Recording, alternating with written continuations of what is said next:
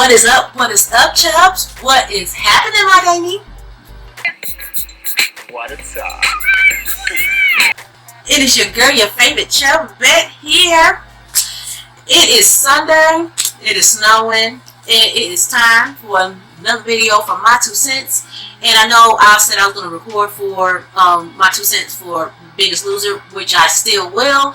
But I was watching, it was a boring Friday evening because I had a long day. And I just sat in the house and I was chilling. I was watching My 600 Pound Life. And this episode kind of triggered me. So, this episode, it was from the current season, season 8. Episode 5, we're going to talk about Miss Gina. Miss Gina, okay? So, Miss Gina is 28, okay? She is from New Jersey. And she, basically, she was talking about she had a hard life and everything else. But we all know the scenario of My 600 Pound Life, the difficulties of what came about or how they got so big. And then, you know, they going to see Dr. Now and how Dr. Now how they need his help. And, you know, if they lose weight, if they gain the weight or whatever, you know, what happens at the end is a whole year of them documenting their story. Okay, so she's from New Jersey. She basically, when she was young, her sister had more attention from her mother because her sister had a fear of places, which is called agoraphobia. I'll put the definitions at the bottom. So her sister had more attention from her mother or whatever. So her weight gain started when she was younger, but then her sister and Gina had got abused by their father. Mother filed a divorce. Mother, Kathy, decided to leave the kids with the father after they divorced. Okay, so then by the time Gina was 18, 19, she got up to 500 pounds. Okay, so Gina was like, "Hey, I can get on disability now." So she decides to get an apartment or a house, townhouse, whatever, with her mother and her sister. So this is just the trifecta of dysfunction, okay? So between 18, 19, and now, she met her later on within, I think maybe like a few years, like Gina is married. Her wife is named Beth. Her and Beth met online and they got married and everything else. They moved rather quickly. But instead of, you know, getting their own apartment and, you know, settling lives for themselves, Beth moved in with Gina, Gina's sister, and Gina's mother. But Gina and Beth don't have their own room. They sleep in the living room. Okay, so I'm like, this is how we started our marriage. But I'm just like, to each his own. Okay, so then this is what triggered me. Now, Gina said that, you know, majority of these episodes, they start off with them getting up and them getting their day started, going and getting in the bathtub or in the shower, or whatever. Which I'm like, TLC, why do we have to actually see them, you know, shower? I mean, you know, you would think privacy would be a thing, but, you know, I guess when you sign a contract for them to be in your house and document your life, you know, there's no privacy in that situation. You agree to it. I guess this is the context of the situation. So, with Gina takes, this is what triggered me. Gina takes a bath once a month. Wait a damn minute. And this is only when she is forced. I'm going home. I'm gonna go take a nap. I'm tired. I'm so tired. I'm disgusted. I'm tired. I'm not disgusted. I'm just tired. I'm sick and I'm tired. I'm going in my room. I'm in my room now. Y'all can't see me, but I'm now laying on my bed. Good night. Okay? When her family tells her, "You smell so bad, you need to take a bath," and she does not take a bath. She takes a bird bath. And anybody know what a bird bath is? You are under the sink. You are at the sink hitting hot spots, okay? So Gina, who has a lot of belly, her mom or her wife has to tell her, it's time for you to take a bath.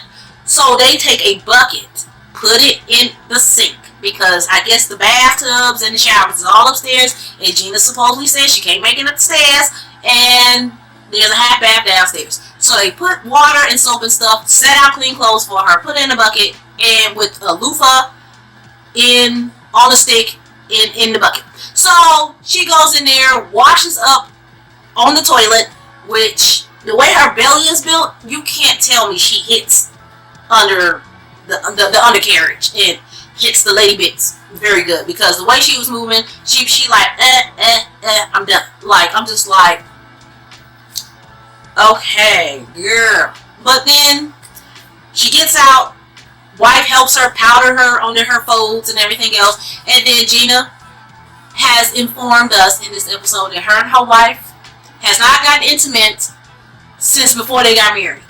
And Gina's wife, Beth, has made every excuse of why they got intimate. First of all, y'all live in the living room, okay? I wouldn't want to get intimate with you either. Now, this is both yours and Beth's fault. Y'all could have got your own apartment, okay? So, this is the dynamic y'all created for yourselves, okay? Like, y'all created this, okay? And number two, if my wife has to tell me that I have to take a bath that I have to take a bath at any time, let alone once a month, I have to wait to smell my wife and tell, hey, dude, you stink. Be stinky and fishy, stinky and fishy. Fishy and stinky, fishy and stinky. It be stinky and fishy, stinky and fishy. Fishy, stinky, fishy and stinky. Go wash up. I wouldn't want to touch you either. Like, I don't want to touch you either. Like, no, ma'am. Like, then, on top of that, I understand with marriage, which I'm not married, you know, you had the sickness and health to death do us part and everything else. Now, I work in a hospital and I see couples argue all the time where there's a point of when sickness happens and they are there for their significant others, but when they're to the point of dysfunction, when their partner basically, how can I say this, put themselves through self-destruction, when they're their own worst enemy and they're basically destroying themselves, and you are basically turning your wife or husband into your caretaker, yes, that makes them very angry. Like, they do not want to turn into your caretaker. Like, if something happens out of the blue and you become sick, that's different. That's what those vows mean. Not you making something happen, as in them you destroy yourself to the point that they're turning into your caretaker. Yeah, they will get tired of that. They don't see them as you. They don't see you as their wife or husband. They see you as their patient. They see you as they don't see you as their wife or husband anymore. So they're not going to be attracted to you. Okay, they're going to be attracted to the person they married before this. Okay, so I mean, like I said, this is my opinions. Okay, so then we're gonna get into the situation of Beth. Beth is an enabler. All these people enable each other. Okay, enablers. Okay, so Beth works, and they all stay in this house with this Kathy, the mother, Allie, the sister, Gina, Beth, the wife, and then Allie's husband now, because she got married on this episode. So Beth works. Before she goes to work, she makes Gina breakfast, but she also makes Kathy breakfast. Okay, so she's enabling the family. So, but then she goes to work. Beth says that she does get several calls from Gina about what she's going to eat for her next meal when she gets home. But then Allie comes home and she brings her food. And I mean, she brought her it looks like two hoagies or whatever they were, and a bed of fries. That was enough to feed about 4 people. If you cut them sandwiches in half, they look like 2 12 inches. You could feed 4 people. And she ate both of them bitches by herself. Okay? So then, and Allie's looking at her like, what am I doing? Like, well, yeah, what are you doing? Because you are feeding this. You are feeding. Why are you looking at her like that? You are part of the problem too, sis. Like, don't look at her like that. And then later on, Beth is still at work. This is another thing that triggered me, and this is going on with her mama too. So Beth is at work. Gina was like, I'm call Beth to see can she pick up some stuff from the diner because she's gonna be too tired to cook. So you're cooking for the family too, girl. These are the grown folks that stay in this house. Everybody walks. Gina walks too. She's just lazy as hell. And there's a difference when it's like, no, Gina's lazy. Okay, I'm looking at this girl. She's lazy. Okay, Beth cooks for everybody in this house. Everybody walk, and I think the husband of Allie works. I think Allie works too. And all I hear is Beth gonna cook or Beth gonna pick something to eat. Why? Okay, so Gina gets on the phone with Beth saying, can you pick up something from the diner? So Beth was like, no, I can come home and cook. So Gina was like, no, you're gonna pick up something to eat from the diner. So basically, Gina can't wait for her food. She want her food hot and ready, so she wants it from the diner. So Beth was like, fine, just order the food. I'm gonna tell you how lazy this heifer is. So Gina was like, no, you gonna order the food in the diner. And so Beth, she is an enabler, she basically like, you know what, forget it, I order. Gets off the phone with Gina. So this is where Miss Kathy comes in. That I'm just like, girl, shut up. You're a major part of this dysfunction. So Kathy was like, well, I just do not know why she treats you this way. She should understand your situation and not treat you this way.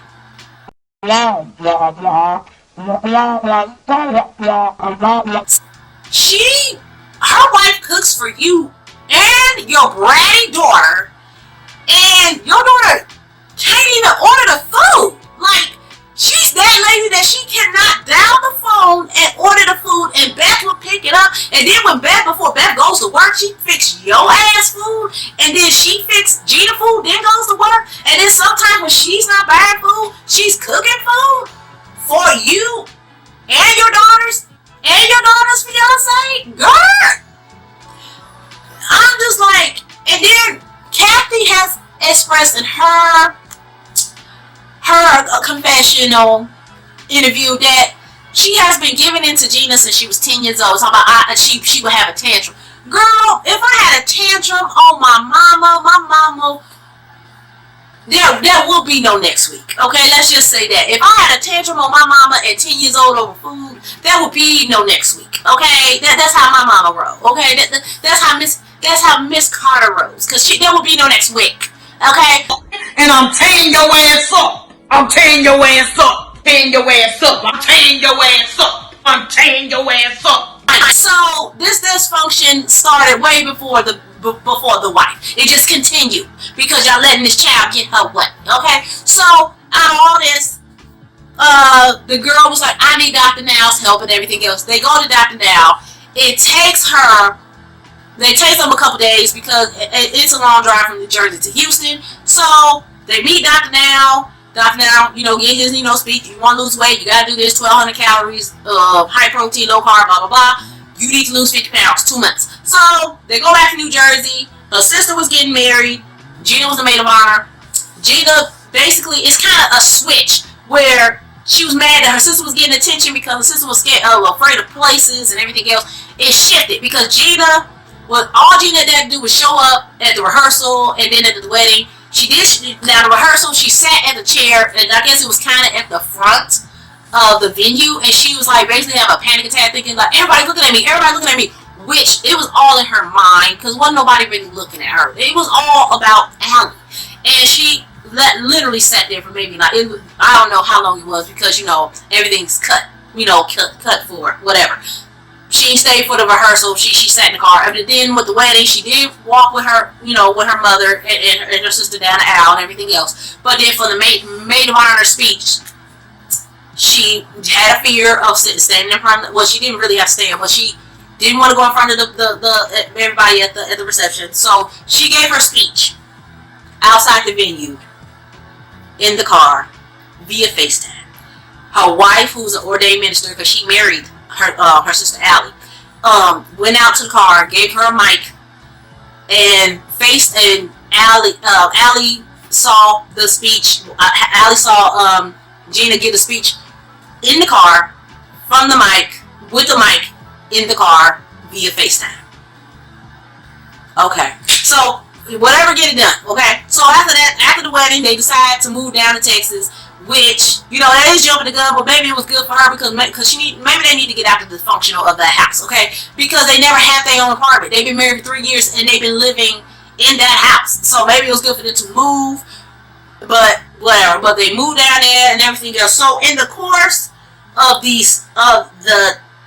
8 months, because this is after 2 months before, after she saw Dr. Now. So I'm going to skim through this 8 months of this whole scenario. Basically, that first appointment after they moved down there, and this is just her and Beth moved down there. This is the first part they got together. So they had never lived by themselves since they've been married.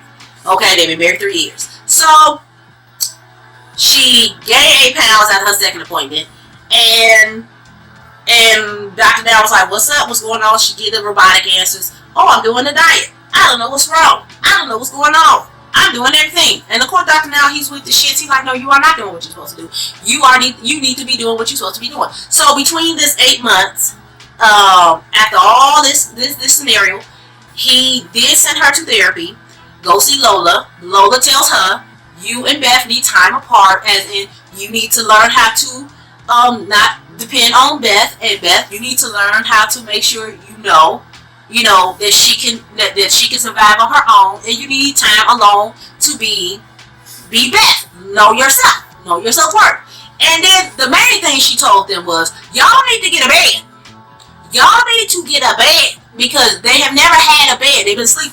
Beth slept on a futon. Gina slept on a chase in the living room when they lived in New Jersey. So she's like, y'all need to get a bed. So they did get a bed and everything else. So with the 8 months, they've been in Texas for 8 months, about 7-8 months. She go to that appointment, and like I said, I'm skimming through this 8 months because it was like up and down. She gained, lost. So about the time that 8 months come around, this is the 8 month, but this is a 10-month appointment.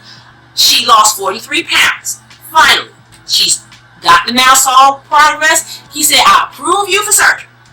You're making progress. So I'm booking your surgery for 2 months from now. But you have to lose 50 pounds by the time surgery day. You lose that 50 pounds, I'll roll you to surgery. We'll have your surgery. She's like, all right. So surgery day come around. Surgery day come around. It didn't look like anything changed. It looked like no much whatever. Gets on scale. My girl gains 13 pounds. I have not, maybe I don't remember, but I have not seen an episode where Dr. Now, because like I said, I don't watch every episode. Maybe he has, but this is my first episode I've seen him cancel the surgery and they had to go home. He sent that ass home. Like, oh, well, surgery's canceled. You have to go. Figure out what you're gonna do. But he kept her on his program and said, look, you lose some more weight in the next few months, and then we'll come back to this situation again. So then Beth was like, I don't know what happened. You know what happened. Y'all still enabling each other. Y'all need to fix y'all relationship because they don't have intimacy.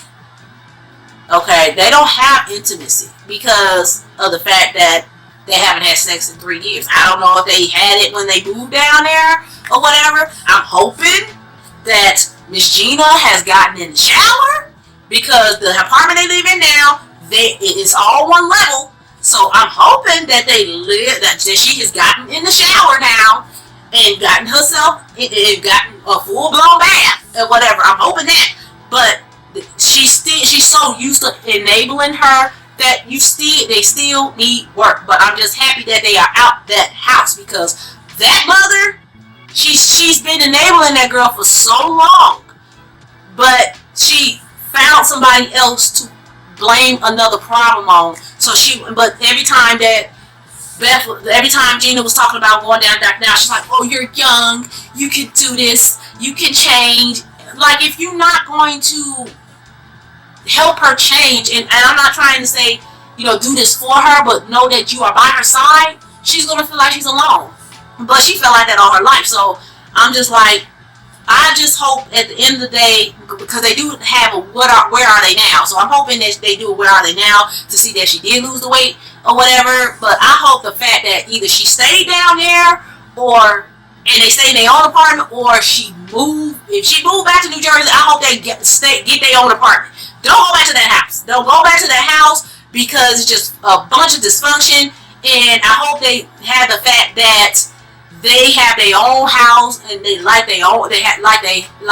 their own space, and they don't have to worry about being under everybody. And I hope that Beth liked the fact that she don't have to take care of everybody in the house. You know what I mean? I hope she likes that fact that she don't have to take care of everybody in the house. So I'm hoping that something good come out of this, but that bath once a month, child, that triggered me. I'm just going to tell you that right now. That triggered me, okay? So that is the end of that, of my 2 cents of this episode. This is just my opinions or whatever, so don't judge me. Judge your mama, okay? So, that's it for this video. It's snowing outside, so I'm just chilling in the house. So I hope everybody had a good weekend. So I hope you have a wonderful week. And I don't have to tell y'all what y'all need to do. I'm going to put it at the bottom of the screen. And if you stay to the end, thank you for coming around my way. Sarate.